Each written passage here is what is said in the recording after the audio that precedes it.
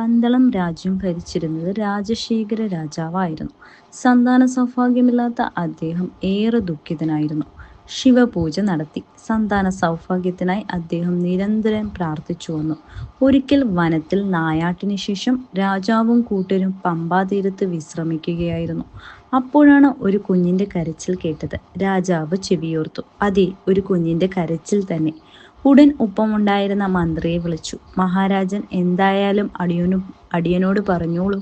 നീ കേട്ടില്ലേ ഒരു കുഞ്ഞിന്റെ കരച്ചിൽ? മന്ത്രി ചെവിയോർത്തു. അതെ, ഒരു കുഞ്ഞ് തന്നെ. ഈ വനത്തിൽ എങ്ങനെയാണ്? എവിടെയാണത്? അവർ വേഗം കരച്ചിൽ കേട്ട ദിക്കിലേക്ക് നടന്നു. അത്ഭുതം! ചുറ്റുപാടും പ്രഭ വിതറി ഒരു കുഞ്ഞ് നിലത്ത് കിടന്ന് കൈകാലിട്ടടിച്ചു കരയുന്നു. രാജാവ് ചുറ്റും നോക്കി. ആരെയും കണ്ടില്ല. നല്ല തേജസ്സുള്ള ആൺകുഞ്ഞ്. തന്റെ കണ്ണുകൾക്ക് വിശ്വസിക്കാൻ കഴിയുന്നില്ല. ഏറെ നേരം നോക്കി നിന്നു. എന്ത് ചെയ്യണമെന്നറിയാതെ ശങ്കിച്ചു. അപ്പോൾ അവിടെ ഒരു മഹിഷി പ്രത്യക്ഷപ്പെട്ടു. രാജശ്രേഷ്ഠ, ശങ്കിക്കേണ്ട. കുഞ്ഞിനെ എടുത്ത് കൊട്ടാരത്തിലേക്ക് കൊണ്ടുപോയി വളർത്തിക്കോളൂ. ഇവൻ അങ്ങയുടെ എല്ലാ സുഖദുഃഖങ്ങൾക്കും നിദാനമാണ്. മഹർഷിയുടെ വാക്കുകേട്ട് രാജാവ് കോരിത്തരിച്ചു ഓടിയെത്തി കുഞ്ഞിനെ കയ്യിലെടുത്തു. വേഗം കുഞ്ഞിനെ കൊട്ടാരത്തിലെത്തിക്കണം, രാജ്ഞിയെ ഏൽപ്പിക്കണം. അപ്പോൾ അവർക്കുണ്ടാകുന്ന സന്തോഷം കാണണം. രാജാവ് അങ്ങനെ ഓരോന്നും മനസ്സിൽ ചിന്തിച്ചു. അപ്പോൾ മഹർഷി പറഞ്ഞു, കണ്ടില്ലേ, കുഞ്ഞിന്റെ കഴുത്തിൽ അണിഞ്ഞിരിക്കുന്ന വിശിഷ്ടമായ മണിമാല. അതിനാൽ മണികണ്ഠൻ എന്ന് വിളിക്കാം. 12 വയസ്സ് തികയുമ്പോൾ ഈ കുട്ടി ആരാണെന്ന് മനസ്സിലാകും. അത്രയും പറഞ്ഞു മഹർഷി മാഞ്ഞു. രാജാവിന്റെ ഹൃദയം സന്തോഷം കൊണ്ട് ത്രസിച്ചു. ആനന്ദാശ്രുക്കളോടെ കുഞ്ഞുമായി കൊട്ടാരത്തിലേക്ക് യാത്രയായി. കൊട്ടാരവാതിക്കൽ തന്നെ റാണി കാത്തു നിൽപ്പുണ്ടായിരുന്നു. രാജാവിന്റെ കയ്യിൽ നിന്നും കുഞ്ഞിനെ വേഗം വാങ്ങി മാറോട് ചേർത്തു. രാജാവ് നടന്നതെല്ലാം റാണിയോട് വിശദമാക്കി. കുഞ്ഞിക്കാല് കാണാൻ കാത്തിരുന്ന രാജാവിനും രാജ്ഞിക്കും മണികണ്ഠന്റെ വരവോടുകൂടി എന്തെന്നില്ലാത്ത സന്തോഷമായി.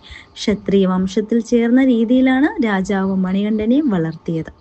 കുഞ്ഞു വളർന്നതോടെ ഗുരുകുല വിദ്യാഭ്യാസത്തിന് വിട്ടു.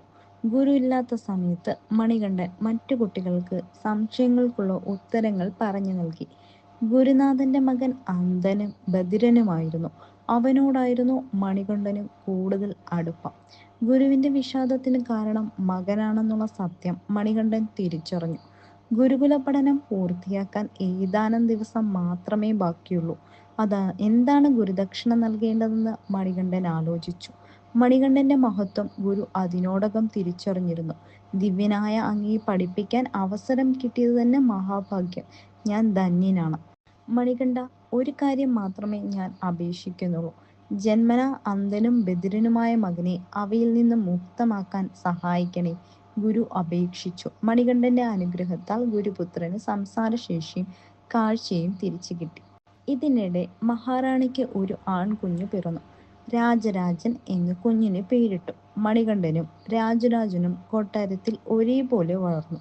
വർഷങ്ങൾ പലതു കഴിഞ്ഞു. ഒരു ദിവസം രാജാവ് മണികണ്ഠനെ അരികിൽ വിളിച്ചു പറഞ്ഞു, മകനെ, ഈ രാജ്യം ഇനി നീയാണ് ഭരിക്കേണ്ടത്. അത് വേണ്ട അച്ഛാ എന്ന് മണികണ്ഠൻ പറഞ്ഞു. നോക്കിയെങ്കിലും രാജാവ് സമ്മതിച്ചില്ല. അദ്ദേഹം മന്ത്രിയെ വിളിച്ചു വരുത്തി. പ്രഭു, എന്തിനാണ് എന്നെ വിളിച്ചത്? മണികണ്ഠന് 12 വയസ്സാകാറായി. എൻ്റെ മൂത്ത മകൻ എന്ന നിലയിൽ മണികണ്ഠനെ യുവരാജാവായി അഭിഷേകം ചെയ്യണം. അഭിഷേകം ചെയ്യാനുള്ള ഏർപ്പാടുകൾ തുടങ്ങിക്കോളൂ. രാജാവ് പറഞ്ഞു നിർത്തി. അതോടെ മന്ത്രിയുടെ മനസ്സിൽ ചില ചിന്തകൾ ഉണർന്നു. മണികണ്ഠൻ മിടുക്കൻ, തന്ത്രശാലി, രാജാവിനേക്കാൾ രാജ്യഭരണത്തിൽ ഇപ്പോഴേ ശ്രദ്ധാലു. രാജരാജനാണെങ്കിൽ സ്വന്തം മകനാണ്, പക്ഷെ കഴിവില്ല. രാജരാജനെ യുവരാജാവാക്കിയാൽ കാര്യങ്ങളെല്ലാം തനിക്ക് നടത്താം. മണികണ്ഠനായാൽ അത് പറ്റില്ല. ഇല്ല, മണികണ്ഠനെ യുവരാജാവാക്കാൻ സമ്മതിക്കില്ല. മന്ത്രി തീർച്ചപ്പെടുത്തി. എങ്ങനെയും അഭിഷേകം മുടക്കണം. അവൻ ഗൂഢതന്ത്രങ്ങൾ മെനഞ്ഞു. മണികണ്ഠനെ ഇല്ലായ്മ ചെയ്യാൻ ഭക്ഷണത്തിൽ വിഷം ചേർത്തു. എന്നാൽ അതൊന്നും ഫലിച്ചില്ല. പിന്നെ ദുഷ്കർമ്മങ്ങൾ ചെയ്തു നോക്കി. വിദഗ്ധ ചികിത്സയ്ക്ക് പോലും ഭേദമാക്കാൻ കഴിയാതെ പോയ വ്രണങ്ങൾ കൈലാസനാഥൻ സന്യാസി വേഷത്തിലെത്തി ഭേദമാക്കി. അതും ഫലിക്കാതെ വന്നതോടെ മഹാറാണിയെ സമീപിച്ചു.